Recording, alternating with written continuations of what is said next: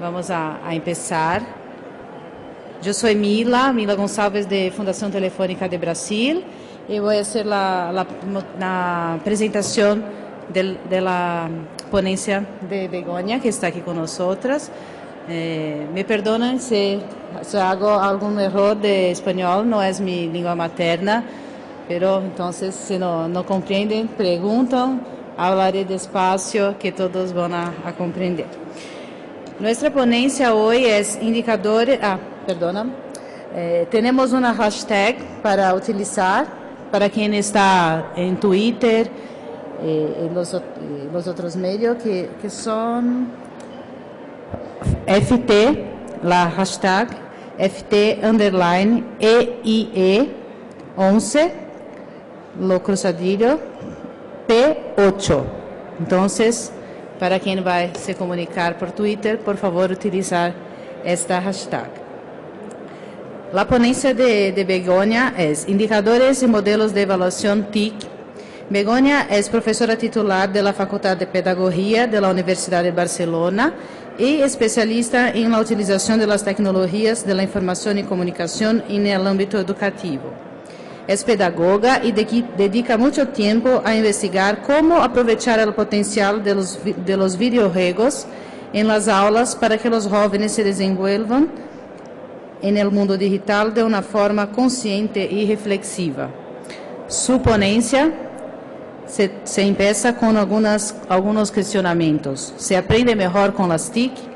¿Cómo podemos asegurar que el uso de las TIC mejora los resultados de aprendizaje?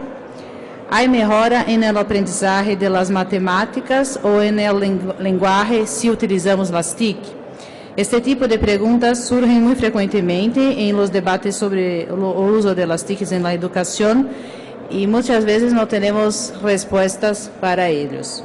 En esta presentación vamos a reflexionar un poco sobre eso. Begoña va a hablar un poco sobre las investigaciones que tiene impartido en la universidad, focando el punto de la importancia de la evaluación, los indicadores y cómo podemos monitorear para saber qué ganos tenemos con las TIC en los procesos de enseñanza y de aprendizaje.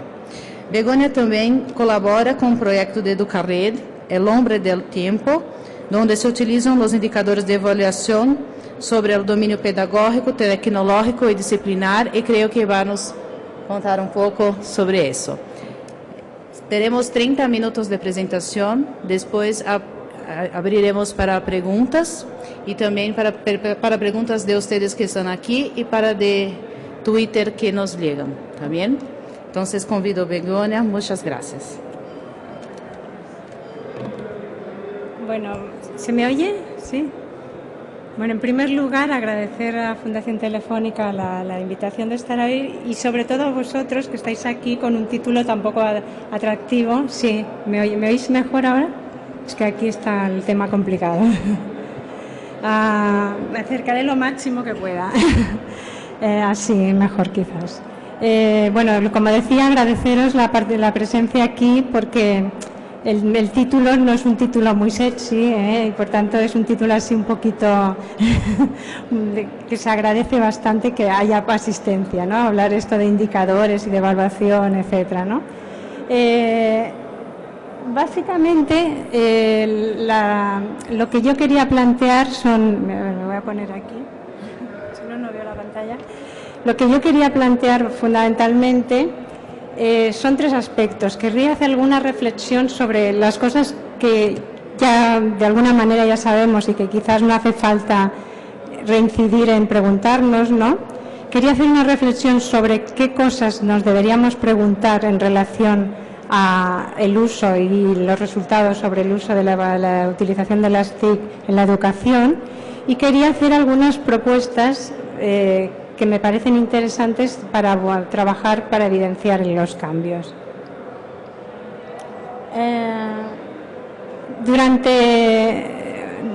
Durante un poquito el día de hoy he oído ya en varias ocasiones en otras de las charlas que se han ido haciendo algo que es muy frecuente siempre que hablamos de educación y tecnologías, ¿no? y que es un aspecto que ya hace muchos años, de alguna manera, que intento luchar contra él, pero que no hay manera, que sigue ahí, ¿no? Que es eso de estar siempre pensando en la tecnología, en qué nos aporta esa nueva tecnología para la educación, ¿no? Y no dejamos de dar vueltas ahí, ¿no? Entonces, yo creo que más que hablar de nuevo de qué nos aporta esa tecnología, lo que de alguna manera tenemos que hacer es un poco lo que planteaba también en la conferencia de antes, ¿no?, que estábamos aquí, realmente qué es cómo transformar realmente el mundo de la educación en general, ¿no? Y la tecnología es una parte de ese mundo, ¿no? ¿Qué es lo que ya sabemos y que no hace falta que volvamos a insistir? Lo que ya sabemos es que cuando hablamos de innovación educativa y asociada a tecnología, es decir, que hay un error ahí en esa frase de asociar tecnología e innovación. ¿Por qué? Porque ya hemos visto muchas veces que con la tecnología podemos hacer lo de siempre, ¿eh? Es decir, que yo puedo estar utilizando una pizarra digital para explicar sin mancharme las manos, pero que en realidad estoy utilizando el mismo modelo que siempre. Por tanto, quizás no hace falta insistir más en eso, porque ya lo sabemos.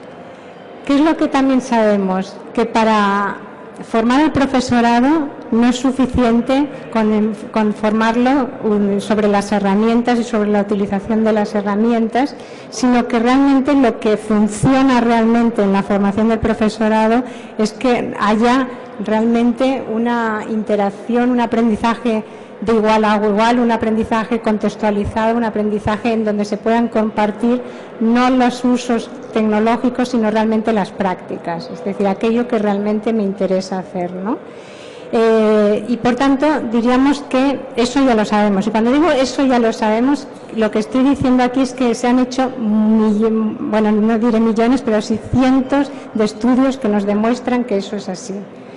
El problema es que todas estas cosas que voy a ir anunciando que sabemos, parece que no las transmitamos suficientemente bien y por tanto las administraciones, las políticas educativas nos hacen volver otra vez siempre a plantear unos aspectos que ya en realidad, como ya digo, se han evidenciado, como por ejemplo los modelos de formación basados solamente en el uso de las herramientas no funcionan. ¿Qué es lo que también sabemos? Es decir, que la mayor parte de evaluaciones que se están haciendo sobre efectos de las tecnologías en la escuela son muy descriptivas de lo que ocurre de forma generalizada dentro del ámbito del marco educativo, ¿eh? Es decir, que son unas investigaciones o unas descripciones que nos devuelven unas imágenes generales sobre la situación, pero que esas imágenes generales seguramente tienen poco impacto o nos ayudan poco a realmente cambiar una práctica, ¿no?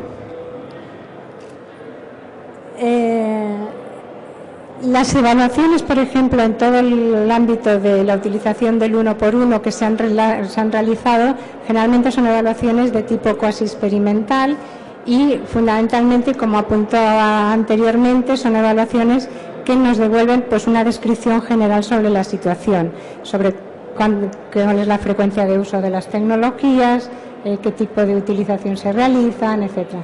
Evidentemente estas evaluaciones son interesantes porque necesitamos tener indicadores y tener descriptores, pero un poco lo que yo voy a sostener aquí es que esas investigaciones son necesarias pero no son suficientes. Necesitamos introducir otro tipo de desarrollos y otros tipos de investigaciones que apunten mucho más a mejoras en las prácticas, es decir, que apunten a tener no solo una imagen generalizada de lo que sucede, sino caminos que nos guíen en la innovación y en la práctica.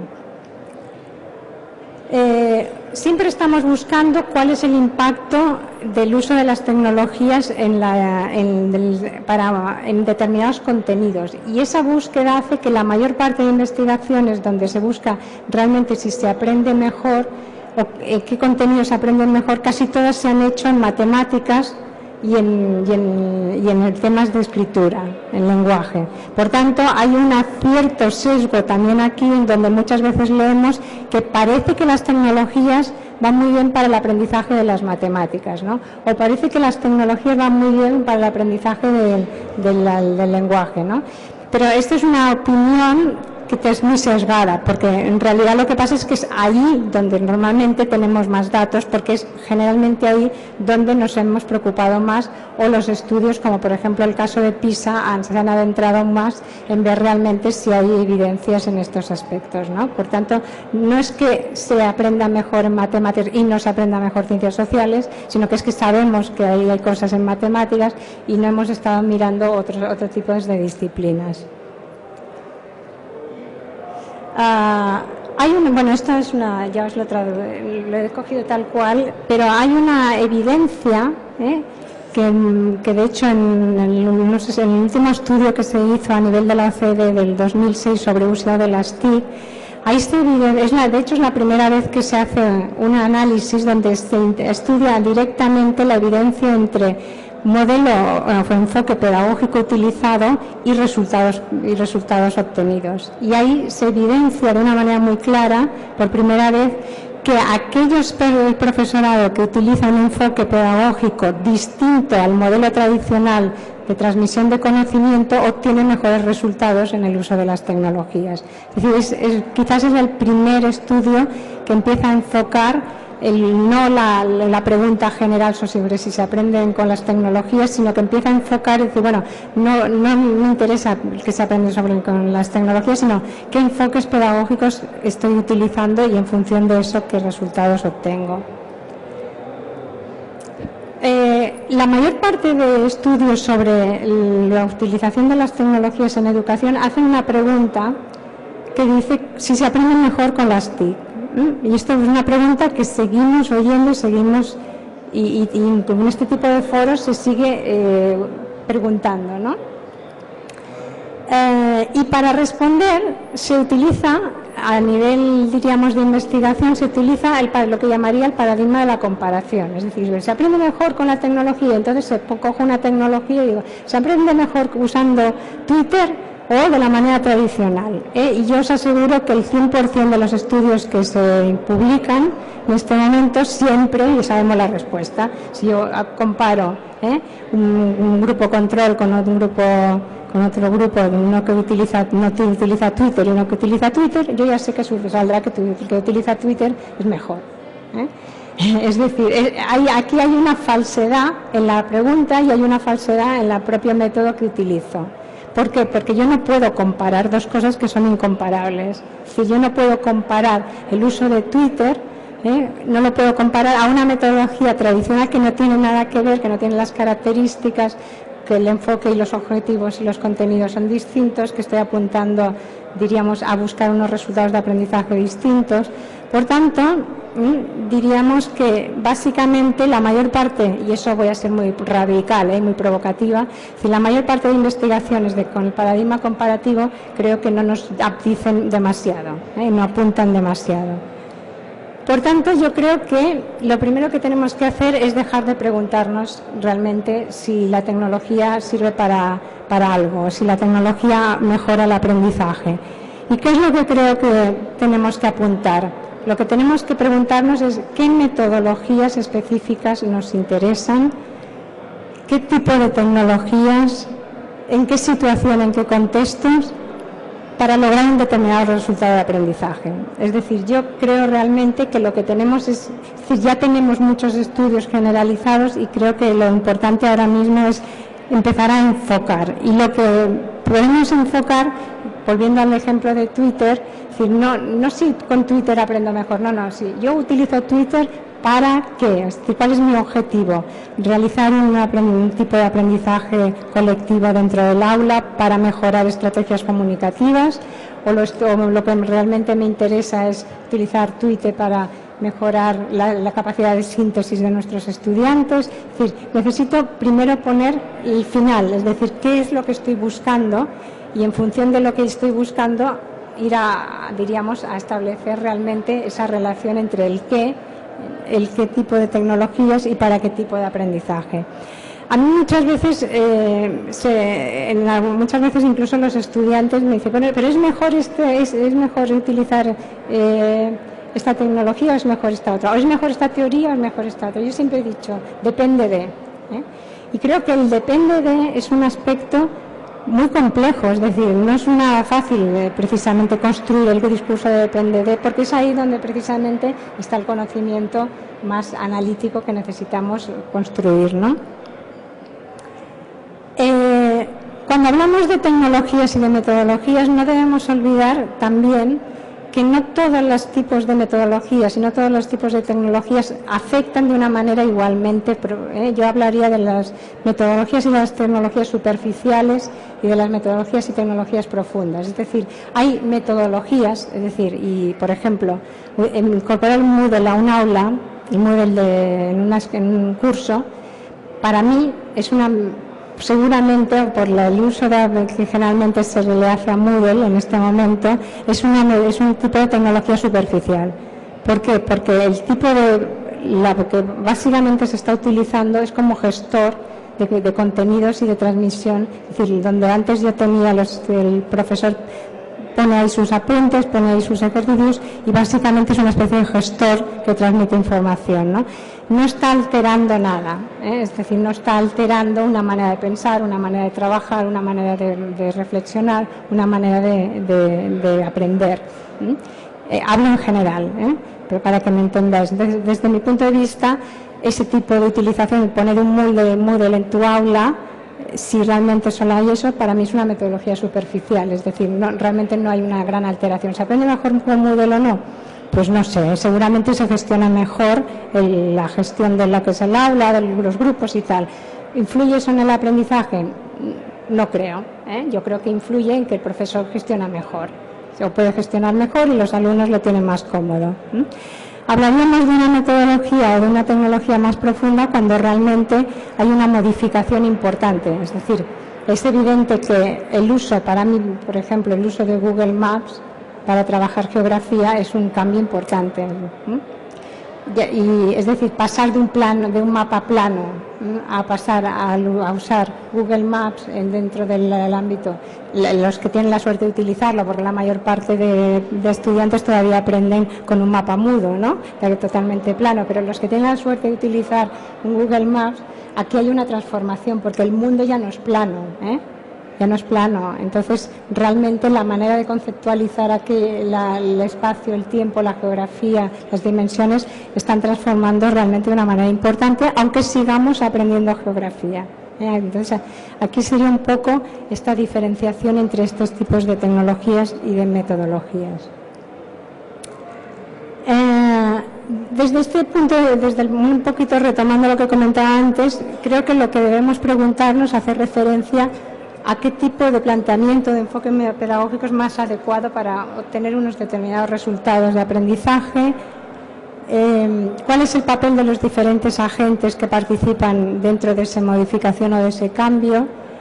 Un aspecto muy importante es que la estructura organizativa utilizando la tecnología no puede ser la misma.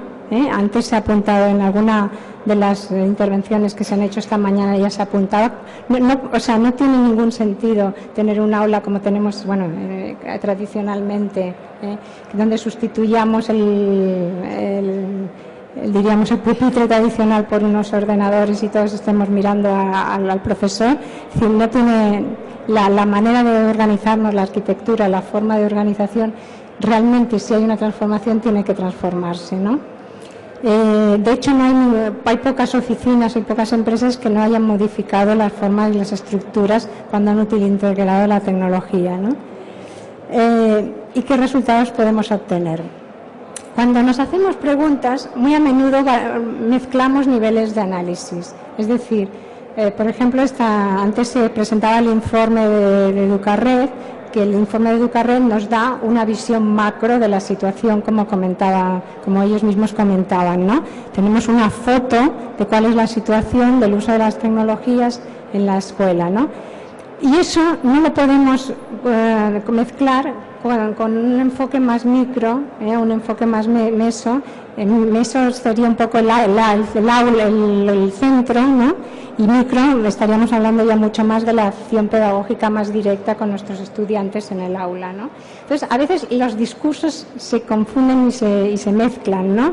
Entre cuando hablamos sin distinguir realmente estos tres niveles. Desde mi punto de vista, los análisis macro, y aquí hay un ejemplo simplemente, no tiene más importancia, los análisis macro normalmente necesitamos indicadores, como un poco el ejemplo que se presentaba antes de Fundación Telefónica, que tenemos indicadores de tiempos de uso, de cantidad de ordenadores en las aulas, etcétera, etcétera. Pero son datos macro. Por tanto, el tipo de investigación, el tipo de evaluación que yo hago para hacer esos datos, para utilizar esos datos, tienen que ser siempre de tipo básicamente cuantitativo para poder obtener fotos generalizadas. Bueno, pasaré esto.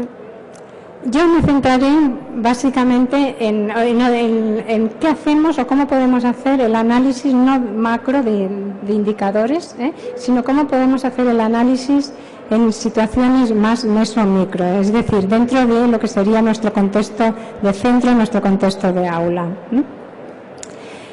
Básicamente, lo que creo que es muy importante es cuando nos enfocamos realmente en contexto de centro, en contexto de aulas, un enfoque más meso, más micro, creo que lo importante es hacer análisis y hacer investigaciones que mejoren la práctica. Es decir, no nos sirve de nada en este caso tener datos generalizables, sino que realmente lo que de alguna manera propongo como debate y pongo a discusión es que creo que la evaluación y la investigación en este sentido tiene que acompañar realmente a la práctica, porque tiene que ser el elemento que nos ayude a cambiar y nos ayude a mejorar. No que nos dé una foto estática, sino que un elemento que me acompañe. Y lo que planteo aquí son dos posibles enfoques que me acompañen en este sentido. Hay una metodología que lleva unos 10 años más o menos empezándose a utilizar en el ámbito educativo, que, bueno, la he dejado el nombre en inglés porque el origen es británico y en Inglaterra se está utilizando mucho, en Canadá también, que es lo que se llama Design Research o Design Experiments, que ahora comentaré un poquito más, que es un poco la metodología que estamos utilizando en algunas investigaciones y un poco lo que propongo. Y también comentaré el tema de los repositorios de prácticas y evidencias. No funciona muy bien el vídeo, por tanto aquí os explicaré, quería mostraros un vídeo para explicar qué quiere decir la investigación basada en diseño.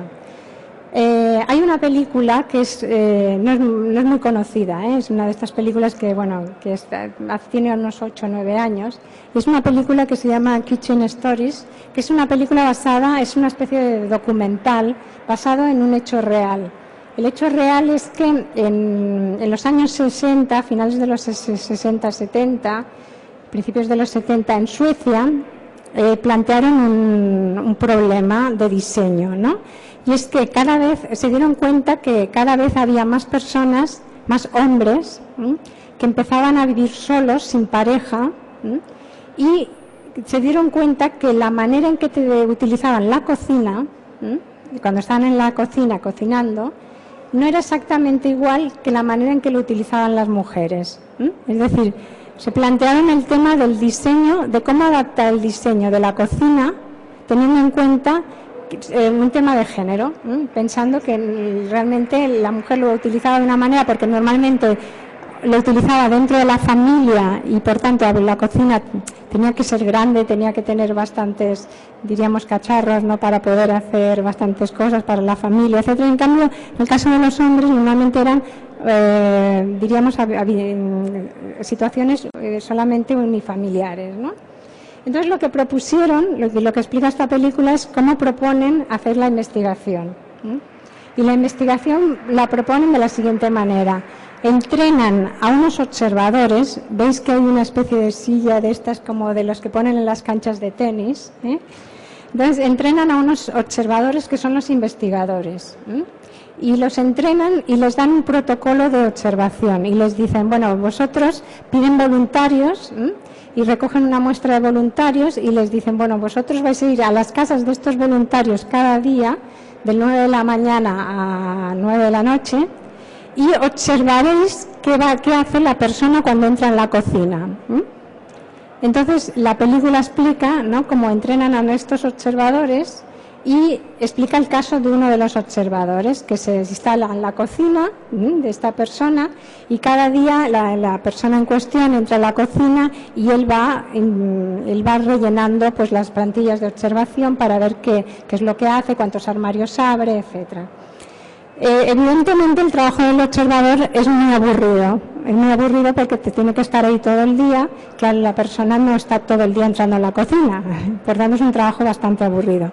Y el observador en cuestión, uno de los días, él come, pasa todo el día allí, ¿no? Y uno de los días lleva su bocadillo y necesita sal.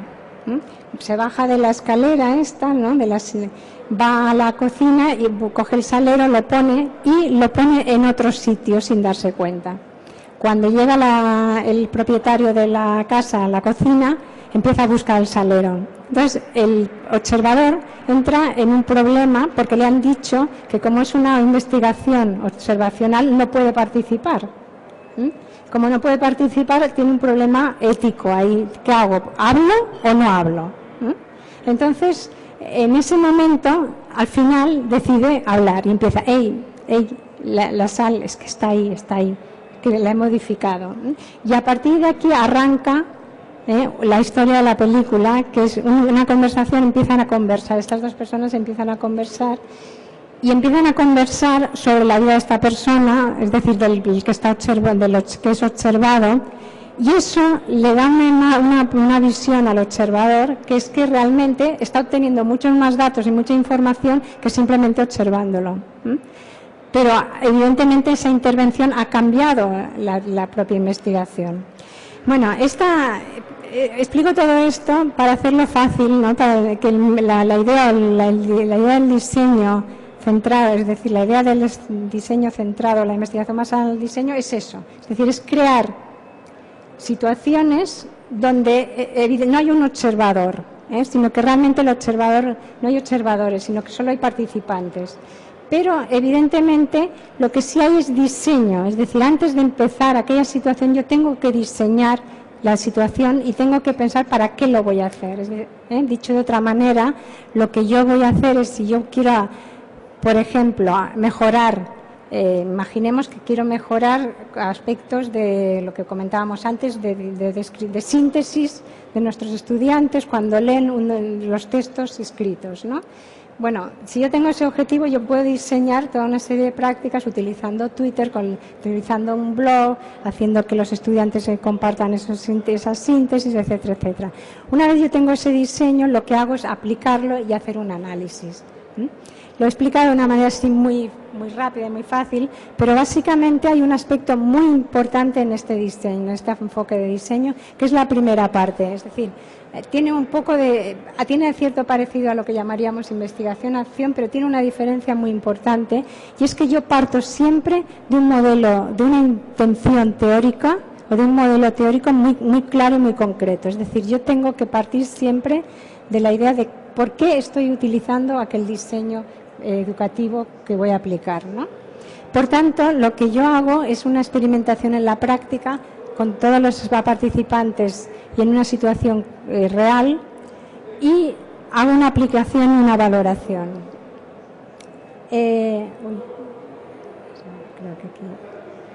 Esta idea básicamente es un poco la idea que estamos utilizando para ejemplificar un caso.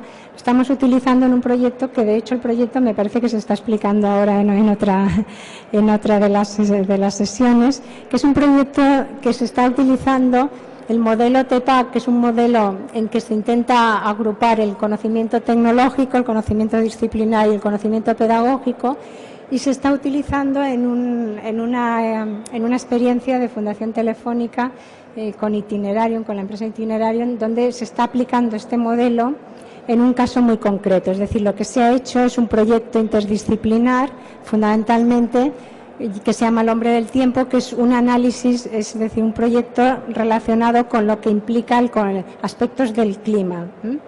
Aspectos del clima, y es un proyecto interdisciplinar, ¿no?, entre ciencias sociales, matemáticas y lenguaje. lo que estamos haciendo es básicamente un análisis de realmente si este tipo de metodología si nos sirve o no sirve dentro de este contexto muy específico. Claro, aquí es un poco el tema de las preguntas que comentaba anteriormente, es decir, aquí se está partiendo de un modelo, de una propuesta específica, de una propuesta teórica. Lo que puede ser es que al final de la investigación digamos, bueno, es que este modelo no sirve. ¿Por qué? Porque hay que afinar más este modelo en el sentido de que a lo mejor el conocimiento disciplinar tiene que ser más importante que el conocimiento tecnológico, ¿no? Es decir, por un lado nos puede llevar a modificar o afinar un modelo teórico o nos puede llevar a afinar una práctica, en el sentido de que nos puede llevar a afinar realmente iteraciones o prácticas dentro de un contexto. Básicamente este tipo de metodología implica, por eso se le llama diseño de experimentos o diseño, porque implica siempre un sistema recurrente, es decir, que normalmente no basta con una experimentación, sino que hay que hacer varias experimentaciones para poder realmente hacer un análisis realmente de la eficacia o no de la propuesta pedagógica o de la propuesta de innovación que se utiliza. Y fundamentalmente este enfoque está muy relacionado con procesos de innovación. Es decir, en los procesos de innovación generalmente se requiere feedback constante para mejorar o bien la metodología, o bien la tecnología, o bien la propia organización donde yo realmente estoy aplicando este ámbito, ¿no? Y la modificación, bueno, aquí veis una flecha que yo ponía hacia el diseño, puede ser una modificación teórica, puede ser una modificación del propio diseño. ¿Cuándo se acaba? Porque claro, podemos decir, bueno, y nos estaremos toda la vida haciendo este ensayo. Normalmente se acaba cuando yo ya he hecho varias repeticiones y tengo la sensación de que ya no puedo sacar más datos. Es decir, que ya tengo la sensación de que he comprendido realmente pues cómo mejorar esa práctica, es decir, que ya realmente tiene una cierta estabilidad aquellos conocimientos que yo estoy desarrollando.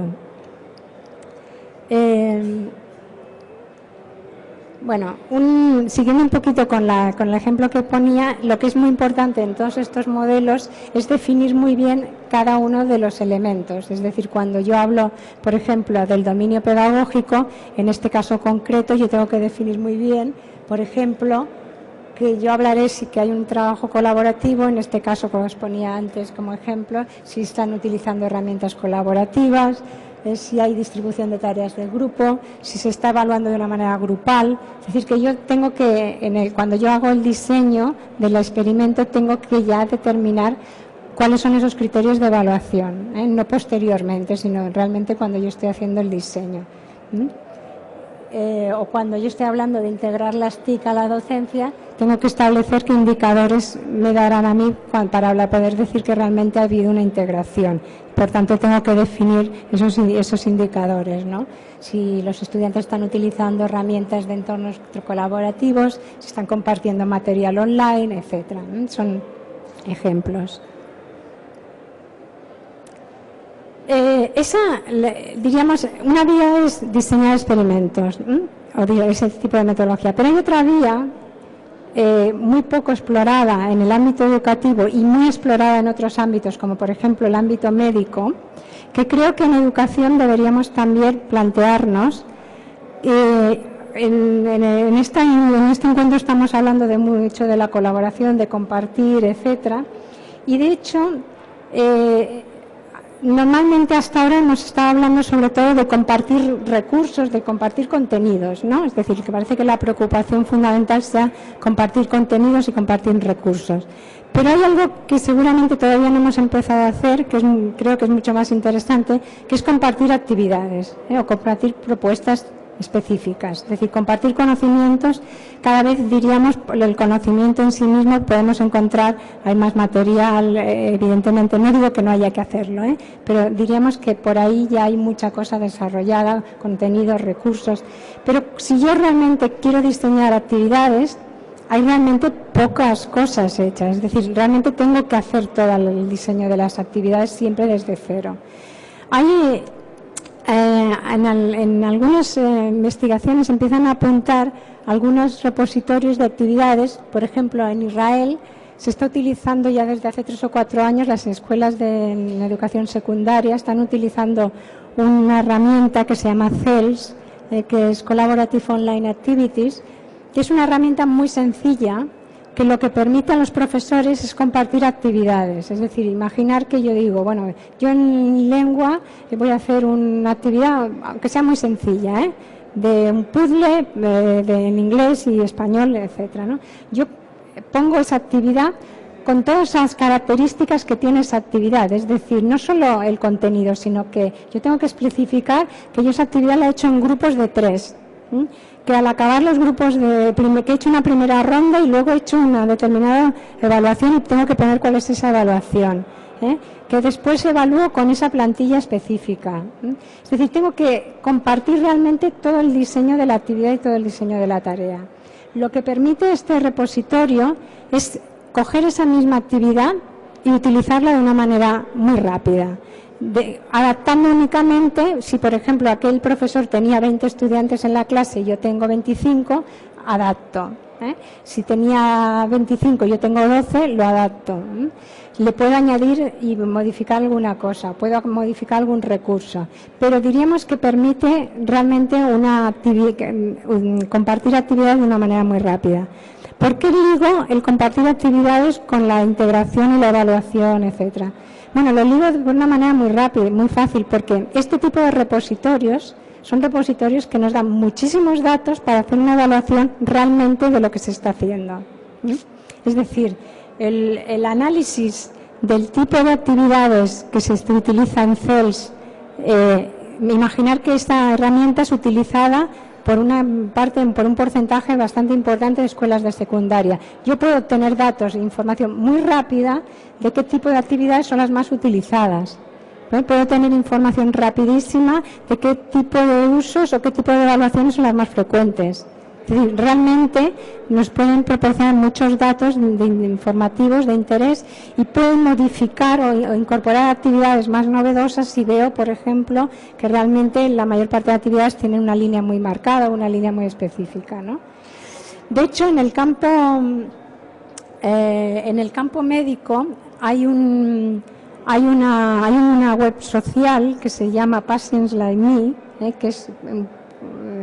que diríamos que está destinada a personas que tienen enfermedades, de cualquier tipo de enfermedades, y es una web social donde los médicos la utilizan para investigar precisamente sobre fármacos, sobre comportamiento, etcétera. ¿Por qué? Porque las personas está muy estructurada.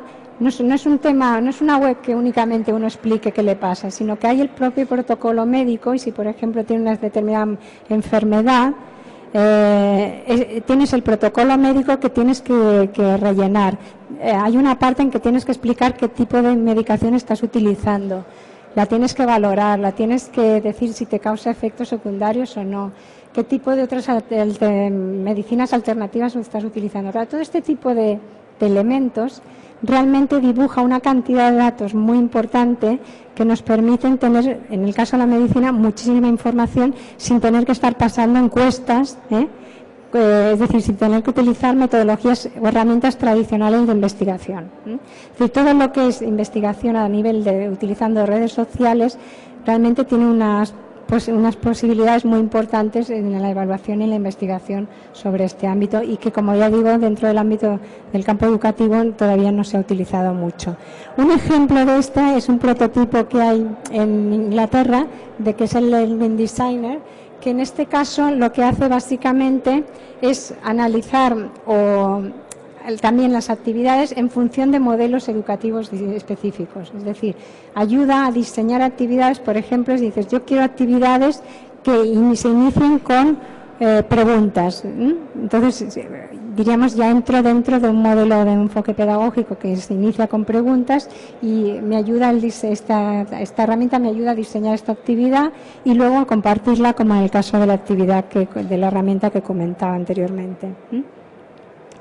En definitiva, y para acabar, creo que estamos en una situación actualmente dentro de lo que sería la evaluación de herramientas y la evaluación de las investigaciones, donde tenemos que superar los enfoques comparativos, es decir, donde realmente tenemos que superar si se aprende mejor con o sin, sino que realmente lo que me interesa realmente es si yo quiero conseguir unos determinados tipos de aprendizaje, qué enfoque necesito, qué tipo de herramientas, en qué contexto, cómo organizo el aula, etcétera, etcétera. Por tanto, lo que necesito son marcos de reconocimiento, marcos y patrones de uso. Necesito enfoques mucho más sistémicos y holísticos. De hecho, cuando empezaba el inicio decía lo que ya sabemos que formando únicamente, es decir, si solamente tiene conocimiento una persona dentro de un centro educativo no funciona. Por tanto, necesito siempre tener ese marco del contexto educativo, del centro educativo donde yo estoy trabajando, donde estoy desarrollando la actividad, etcétera. Y un aspecto que para mí es fundamental y es la interdependencia realmente entre la innovación tecnológica y la innovación pedagógica. Es decir, realmente la tecnología no determina la pedagogía, pero sí que hay una interdependencia muy importante. Por tanto, como realmente hay una interdependencia, no podemos hacer preguntas que no pongan de manifiesto realmente esta interdependencia entre ambos aspectos. O sea, no es ni una cosa ni otra, sino realmente diríamos la unión y realmente el acento entre el diálogo entre estos dos elementos, entre el elemento educativo y las prestaciones que las distintas tecnologías nos ofrecen. Muchas gracias.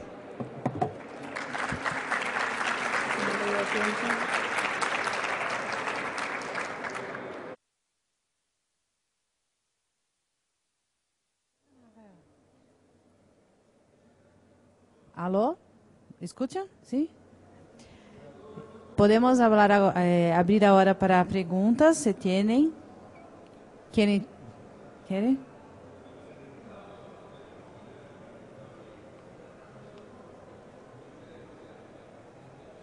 Buenas tardes.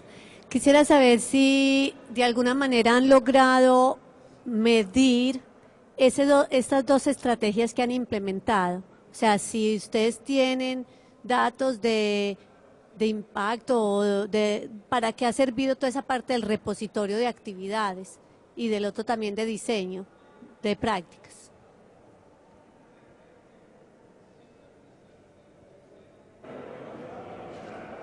Sí, ahora. A ver, en el caso de que comentaba antes de la herramienta, me está preguntando, entiendo, la herramienta de actividades. Sí, lo que se está haciendo precisamente, o sea, lo que se ha hecho realmente es un análisis, como comentaba antes, el hecho de tener ese repositorio abierto para compartir actividades lo que está permitiendo es hacer un análisis realmente de los tipos de actividades más frecuentemente utilizadas y cómo se están utilizando. Esto no es algo que hayamos hecho nosotros, es un equipo, como comentaba antes, un equipo de israelita.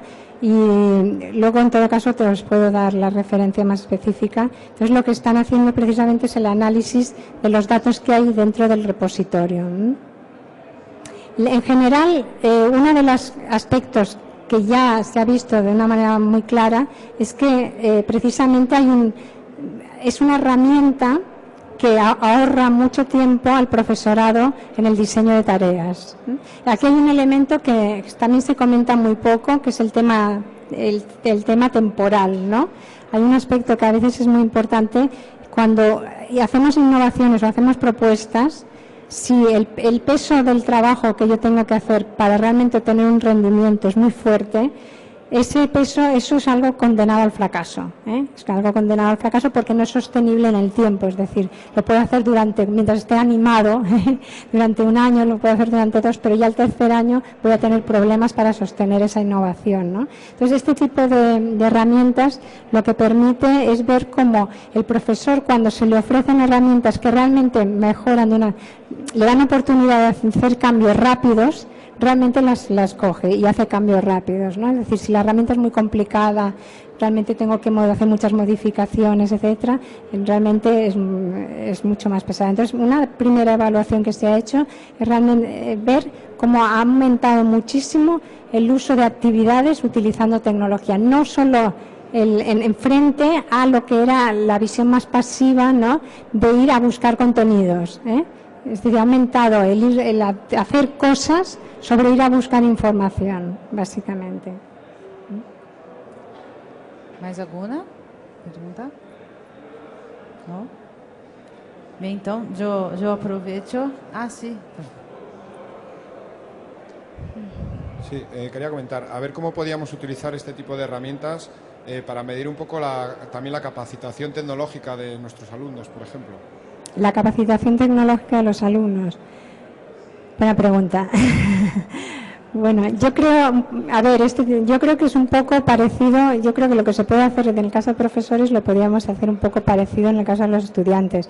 Porque, claro, este tipo de herramientas, al final la que lo estamos utilizando, o sea, en este caso son actividades que plantea el profesor a los estudiantes, ¿eh? Por tanto, sí que nos permitirían utilizar. Sobre este tema, no sé, de hecho, hay mucha controversia últimamente, ¿no? Porque sobre la mayor parte de estudios que se están haciendo sobre las capacidades tecnológicas de los alumnos se están haciendo en alumnos universitarios, alumnos, por ejemplo, que empiezan la universidad, ¿no? Y aquí se está empezando a ver un aspecto, todos estamos hablando de nativos digitales, ¿eh? Y una cosa que se está empezando a ver en los estudios es que los nativos digitales lo son usando tecnología para socialización, juego, etcétera, pero no para aprendizaje. Lo cual tiene sentido, porque realmente el uso fuerte que estamos teniendo es el uso informal, pero no el uso para aprender, ¿no? Entonces, por ejemplo, en muchas de las investigaciones que están hechas con estudiantes de primeros cursos de carrera universitaria, se ve como el estudiante entra a Google para buscar información, pero nunca ha utilizado Elysius o otros marcadores, por ejemplo, para ordenarla, para recopilarla, etcétera, ¿no? O sea, que es un uso superficial en ese sentido. ¿Más alguna pregunta? Sí, aquí hay una persona que difiere. Didi. Haces primero y después está más cerca. Yo disiento bastante con lo que acabas de decir. Y creo que lo que llevo oyendo en esta mañana, estoy viendo un gran problema. Yo no vengo del mundo de la educación, yo me dedico a las TIC, pero me dedico a enseñar TIC. Y la gente, los jóvenes, los alumnos, están entrando en un tema que vosotros como profesores no habéis podido entrar. Y os queda... Y estoy aquí por eso, ¿eh? Bueno, pero es que eso no contradice lo que yo digo, ¿eh? Es que me has dicho, o nos has dicho a todos, perdón, que lo utilizamos, o que los jóvenes lo utilizan de una manera lúdica, videojuegos, y ahora mismo, y cuando yo terminé la carrera en el año 99, yo entraba en Internet a buscar contenidos para aprender. Y como yo creo que hay más jóvenes. Sí, sí, por supuesto. A día de hoy. Y creo que hay una gran mayoría que el que está estudiando a día de hoy, en un gran porcentaje, está utilizando Internet, redes sociales para conocer, para saber, para poder dar una respuesta educacionalmente, perdón que os diga esto, pero a lo que muchas veces no se propone en clase, porque no se puede llegar, porque yo entiendo que no hay una cultura del que está al frente de la clase. Y mientras no haya esa cultura no se va a llegar. Bueno, yo creo que decimos lo mismo, pero quizás me he explicado mal. No Puede ser. Sí. Es decir, lo que yo estoy diciendo es que, los jóvenes evidentemente vienen con esa cultura. O sea, lo que yo estoy diciendo es que algunos estudios que hay sobre temas digitales, precisamente lo que demuestran es que los jóvenes vienen a la universidad con esa cultura. Cuando llegan en la universidad se encuentran un tipo de metodología completamente diferente. Y por tanto no utilizan esta tecnología para aprender, no porque no sepan los jóvenes, sino porque no se les exige esa tecnología para aprender. Y ahí también hay un elemento que cuando esa tecnología se formaliza mucho para aprender, desaparecen. Es decir, y bueno, yo siempre he sido muy defensora del uso de los videojuegos y siempre me he cargado en los juegos educativos, porque cuando el joven usa los videojuegos, pues está encantado en los videojuegos. Cuando ves que entra a un juego y le empiezan a decir, bueno, mira, entra aquí y de repente le sale, mira, ahora suma esto y multiplica por no sé qué. Dice, oye, mira, ¿te crees que me vas a engañar, no? Esto es lo de siempre con otra forma, ¿no? Por tanto, quizás me había explicado mal, pero lo que dicen estas investigaciones es que realmente hay un desfase, ¿no?, entre esa cultura que el joven está utilizando de forma informal con una cultura formal, y que cuando se le pone la formalización de esa cultura no siempre hay realmente una correspondencia, ¿no? ¿Había más? Sí. Sí, hola, Begoña. Bueno, enhorabuena por la ponencia. Yo he anotado unas cosas bastante interesantes sobre metodología que me vendrán muy bien, particularmente. Y la cuestión era sobre el programa CELS que has mencionado. ¿Esto hay algún acceso para descarga? Porque estaba buscando mientras hablabas, sí, y salen artículos de pago, pero... Creo que ya, en todo caso ya lo colgaré allí en internet, pero hay es una herramienta, creo que no es comercial, pero todavía no está, o sea, la herramienta es comercial, perdona. Vale. Entonces lo que dan es acceso para probarla durante un tiempo. Y entonces dentro de lo que es Israel creo que hay un acceso público, pero fuera del país no. Sí, no aparecen links, por lo menos así en primeras búsquedas. Gracias. ¿Hay más un comentario? ¿Tú querías hacer un comentario?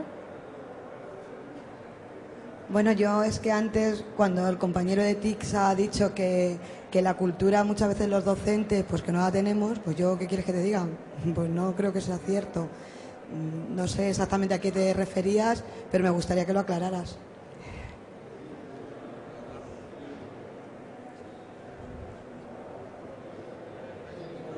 Un momento. Bien, nosotros ya estamos casi llegando en la hora, entonces si pudiéramos focar en más preguntas y no en hacer una discusión de opinión, creo que... ¿Cómo? ¿Es una pregunta? Sí. Sí. Buenas tardes. Mira, yo vengo de un centro de formación del profesorado y la verdad es que aquí se comentó que es importante evaluar la competencia digital del alumno o alumna. Me preocupa especialmente menos porque junto con el resto de los apartados del currículum hay un procedimiento de evaluación. A mí sí que me preocupa la diferencia que hay entre el nivel de conocimiento del profesorado en herramientas TIC y el nivel de utilización en el aula de esas mismas herramientas. Sí. Evidentemente, el profesorado puede estar formado, pero hay veces que hay una serie de circunstancias y variables que hacen que no las aplique. Entonces, nosotros estamos haciendo un estudio sobre nivel de conocimiento y nivel de uso en Asturias, con profesorado de primaria, pero queríamos saber si hay algún otro estudio que haya hecho alguien para también contrastarlo y evitar hacer hincapié en las mismas cosas que ya otros hicieron y al final enriquecernos todos. Bueno, hay estudios sobre este tema, sobre diferencia entre el uso del profesor para él, para entendernos, y luego el uso que hace en la clase. En todo caso, bueno, yo como me estés dando así preguntas muy concretas, y después al acabar, si me dais la dirección a eso, os envío información, Pero sobre todo en Inglaterra hay algún estudio sobre este tema. Claro, aquí hay un tema, y ese tema está muy relacionado con el cambio de rol del profesor, fundamentalmente. Es decir, porque evidentemente el profesor, cuando antes comentabais, ¿no?, el profesor no es usuario, sí que es usuario. El profesor no utiliza las TIC, claro que utiliza las TIC.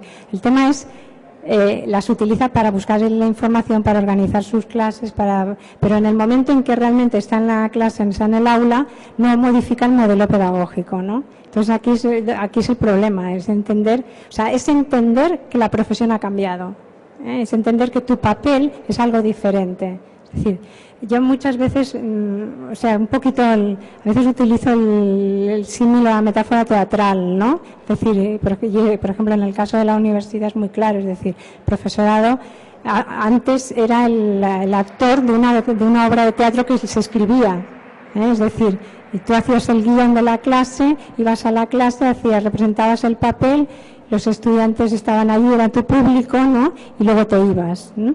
Creo que ese rol, ese papel, el escribir tu obra, ahora lo que tienes que escribir es el escenario completo, es decir, lo que tienes que escribir es realmente la escenografía, qué va a pasar allí, ¿no? No tú, sino realmente toda la escenografía, qué tipo de actividades vas a hacer, cómo se van a representar, qué recursos necesitas y qué supones que va a pasar ahí.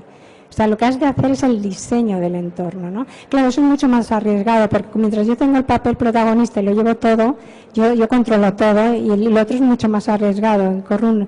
Y hemos de aprender realmente ese cambio de rol y ese riesgo, porque hay un riesgo, porque el diseño puede funcionar bien o puede no funcionar, o puede funcionar menos bien, ¿no? Entonces, creo que ahí está un poco el tema, ¿no? Desde mi punto de vista.